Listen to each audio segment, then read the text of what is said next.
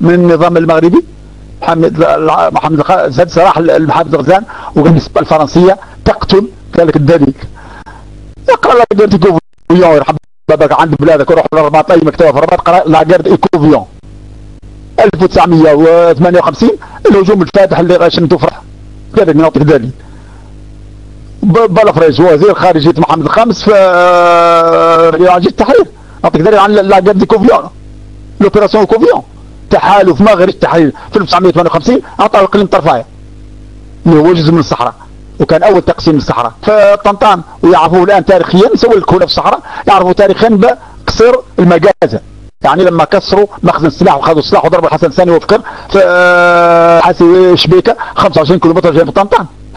وتقول لي محمد الخامس كان نعطي له امر من فرنسا باش يدي هذاك الدور المسرحي خيانة لجيش التحرير، وفي نفس الوقت وزير خارجيته أحمد بلافريج في فبراير 1900 لما التقى مع وزير الفرنسي لما وراء البحار في دكار، صرح تصريح رسمي على أن المغرب ضد أعضاء جيش التحرير باعتبارهم أفراد خارجين عن القانون.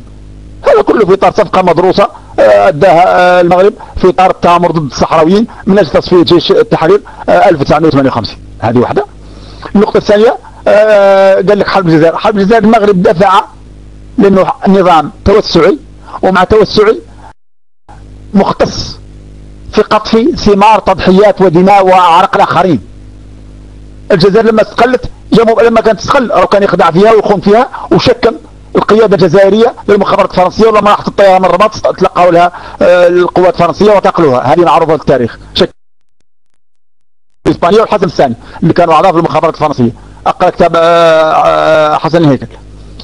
هذا خانوا الثورة الجزائرية. لما استقلت الثورة الجزائرية هجموا عليها قال لك تندف تاعنا، كنت بتاعك وين كانت لما كانوا الجزائريين يموتوا ويعطوا دمهم؟ وين كنتوا انتم؟ هذه واحدة باش نوريها لك. النقطة الثانية استقلت موريتانيا. جاوا قيموا العياط لا الصحراء موريتانيا مغربية، موريتانيا مغربية بارتي. وين كنتوا انتم لما كانت موريتانيا تحت الاستعمار؟ يعني مختصين فقط في قطف ثمار تضحيات ومات اخرين. لما جيناكم نحن في 72 للرباط وطلبناك بالسلاح باش نحرروا بلادنا، قلت لنا طيروا. لما درنا مظاهرات في طنطا 72 عذبتونا وكفصونا، قلت لنا روحوا للصحراء. المغرب ما درناش الفوضى.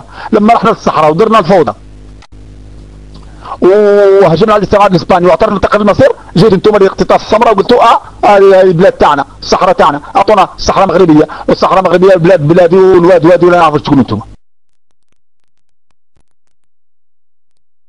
ثمرة الاخرين.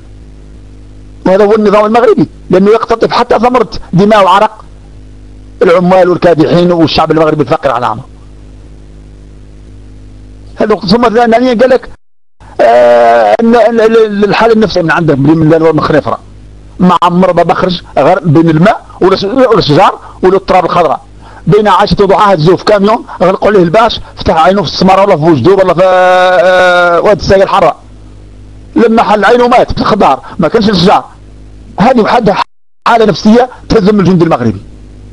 لا لكن انا ولد الصحراء عايش معها، انا نعرف غير التراب هاديه ونتوسد الرمال ونعص طريبيا، ولما نعرق شويه حطب ونقضي شويه النار تحت طلحه شويه خبزه وندير كاس النتاي.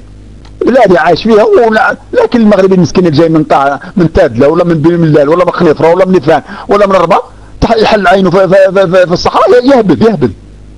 تصور بحال تكون بلاد ما فيهاش خضراء وما فيهاش شجار وما فيهاش ربيع وما فيهاش الماء، ما تصورهاش. اذا ديش على العامل النفسي. النقطه الثانيه هو جندي يا استاذ ولد البلايه، هو جندي. ما معنى جندي؟ معنى انه ينتظر راتبه الشهري نهايه الشهر، اذا هو يموت من اجل الراتب الشهري، اذا ما نبغيش يموت يخسر رجع الراتب الشهري تاعي. النقطه الثالثه راح الحرب لا ناقه له فيها ولا جمل، قال له روح راه الصحراء تاعكم وراه هو الذهب في الذهب، روح جيب مغرب في الذهب. لما جا لقى النار والرصاص وتعمار والموت. بينما المقاتل الصحراوي يا ابن عمك ندخل الحرب ما عندناش ما عندناش راتب وما نروحوش على راتب، كنا نروحوا على قضيه مؤمنين بها، هو ان هذا الشعب يجب ان لا يحتقر. المغاربه حقرونا خاصه ورينا لهم بالدم ان لا يمكن ان نحتقر، ووريناه الموريتانيين، وكنا نروحوا للحرب مستعدين ومؤمنين على ندافع من اجل قضيه عادله. وكان الشباب الاصفر الزين الفارح يتسارقوا نحو خط الدفاع لانه يؤمن انه سيغمض عينيه في خط الدفاع وسيفتحها في الجنه بناء على الشريعه الاسلاميه من مرضه او عرضه او ماله فهو شهيد. نحن كنا ندافع عن ارضنا وعرضنا ومالنا. ونعطيك واحد ولد البلايه لك تبحث عن الحقيقه. عشت من الميدان من ما تشوف الفرق بين الظالم والمظلوم، بين الصائل والمصول اليه.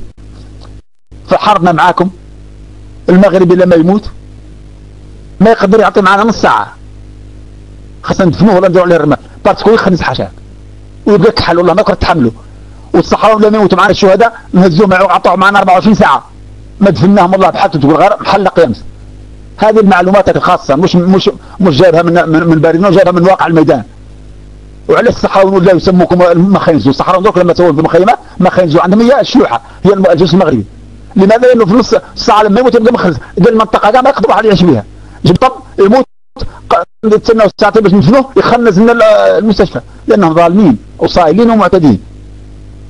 اذا حاول تفهم يا القضيه مش قضيه قال لك ان الناس قاتلوا بلا باطا سردين بلا والو. نعم قاتلوا بلا باطا سردين، لكن قاتلوا بقناعه وبايمان بعد ذات القضيه.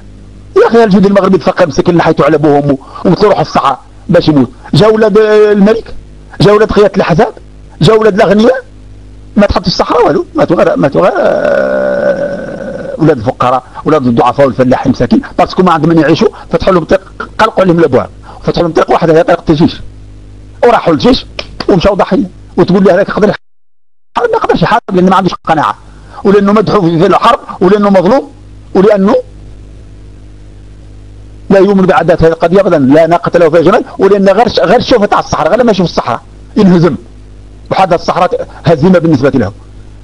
هذا هو الواقع الحقيقي المر. يا الحرب معكم وكفاحنا معكم والولايه، لانكم تنكرون التاريخ وتنكرون الحقيقه وتحتقرون شعب لانه قليل، لكن ظهرنا لكم باننا اذا كنا عددنا قليل فنحن من ذهب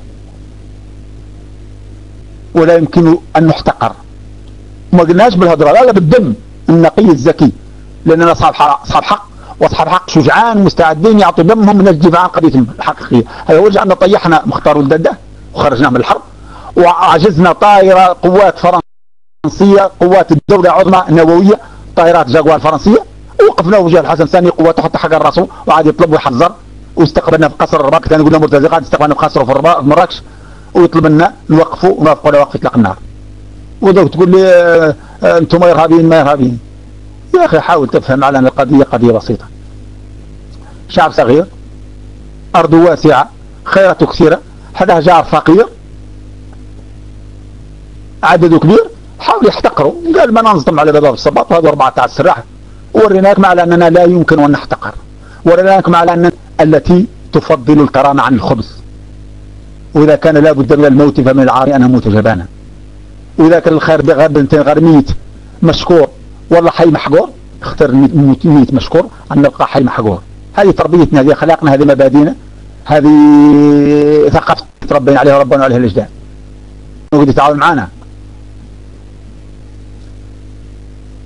هذه مين يجونا بهذه الطريقه نقدروا نتفاهموا معاهم، لكن جاونا حاقرين قتلوا البر وقتلوا الغنم وقتلوا النساء وقتلوا الرجال وقصفتوا النطال. لكن مع هذا كامل تحملنا وورينا لكم على ان شعب لا يمكن ان يحتقر. وربنا الساعه ساعين وشن عليكم حرب. راك تعرف العمليات، شوف البيات، شوف بدينا ندير ندوات صحفيه في الورق زز اللي هو من التراب المغربي، ونعتنا لكم على ان شعب وان كنا قليل العدد فاننا شعب نفضل الكرامه عن الخبز، ونفضل ان نموت واقفين من ان نعيش راكعين. هذه تربيتنا وهذه اخلاقنا وهذه هي حياتنا.